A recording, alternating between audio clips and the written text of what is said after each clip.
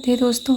अश्विन माह की कृष्ण पक्ष की अष्टमी तिथि को जितिया व्रत किया जाता है। इस वर्ष जितिया व्रत 14 सितंबर 2025 को किया जाएगा। यह व्रत माताएं अपने बच्चों के लिए करती है।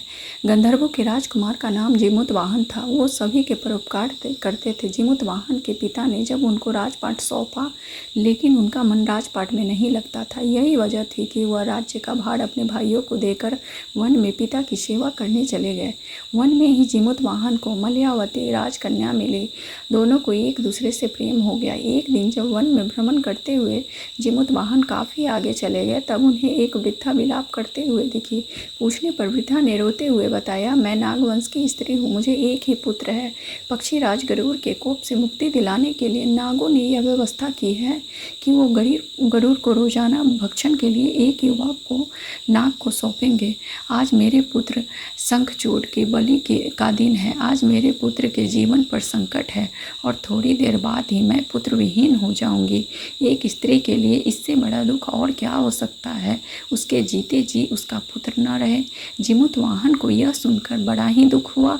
उन्होंने उस वृद्धा को आश्वासन करते हुए कहा, डरो मत, मैं तुम्हारे पुत्रों की प्राण की रक्षा करूंगा। आज उसके स्थान पर स्वयं मैं अपने आप को उसके लाल कपड़े में ढककर तक्षशिला पर लेटूंगा ताकि गरुड़ मुझे खा जाए, पर तुम्हारा पुत्र बच जाएगा। इतना कहकर जीमूतवाहन ने शंखचूड़ के हाथ से लाल कपड़ा ले लिया और उसे लपेटकर गरुड़ को बलि देने के लिए चुनी हुई तक्षशिला पर लेट गए। नियत समय पर गरुड़ आए और लाल कपड़े में ढके जीमूतवाहन को पंजे में दबोचकर पहाड़ के शिखर पर जाकर बैठ गए। गरुड़ ने अपनी कठोर चोंच से जीमूतवाहन पर प्रहार किया। जीमूतवाहन के शरीर से मांस का बड़ा हिस्सा नोच लिया। इसकी पीड़ा से जीमूतवाहन की आंखों से आंसू बह निकले और दर्द से वह कराहने लगा।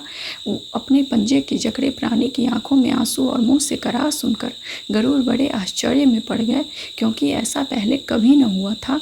उन्होंने जीमूतवाहन से उनका परिचय पूछा। जीमूतवाहन ने सारी किस्सा कहकर सुनाया, कैसे एक स्त्री के पुत्र की रक्षा के लिए वह अपने प्राण देने आए हैं। आप मुझे खाकर अपना भूख शांत करें। गरुड़ उसकी बहादुरी और दूसरे की प्राण रक्षा के लिए स्वयं का बलिदान देने की हिम्मत से बहुत ही प्रभावित हुए। उन्हें स्वयं पर पछतावा होने लगा। वह सोचने लगे कि यह एक मनुष्य है जो दूसरे के पुत्र की रक्षा के लिए स्वयं की बलि दे रहा है, और एक मैं हूँ जो देवों के संरक्षण में हूँ किंतु दूसरों की संतान की बलि ले रहा हूँ। उन्होंने जीमूतवाहन को मुक्त कर दिया। गरुड़ ने कहा, हे मनुष्य, मैं तुम्हारी भावना और त्याग से बहुत ही प्रसन्न हूँ। मैंने तुम्हारे शरीर पर जो भी घाव किए हैं मैं उसे ठीक कर देता हूँ। तुम अपनी प्रसन्नता के लिए मुझसे कोई वरदान मांग लो। राजा जीमूतवाहन ने कहा कि हे पक्षीराज, आप तो सर्वसम्मत है। अगर आप प्रसन्न हैं और वरदान देना चाहते हैं तो आप सर्पों को अपना आहार बनाना छोड़ दे। अपने अब तक जितने भी प्राण लिए हैं उन्हें जीवन दान दे। गरुड़ ने सबको जीवन दान दे दिया और नागों की बलि न लेने का वरदान भी दिया। इस प्रकार जीमूतवाहन के साहस से नाग जाति की रक्षा हुई। गरुड़ ने कहा कि तुम्हारी जैसी इच्छा हो वैसा ही होगा। हे राजा, जो स्त्री तुम्हारे इस बलिदान की कथा सुनेगी और विधि पूर्वक व्रत का पालन करेगी, उसकी संतान मृत्यु के मुख से भी निकल आएगी। तब से ही पुत्र की रक्षा के लिए हर साल भाद्रपद मास की अष्टमी पर जीमूतवाहन की पूजा शुरू हो गई। यह कथा कैलाश पर्वत पर भगवान शंकर ने माता पार्वती को सुनाई थी।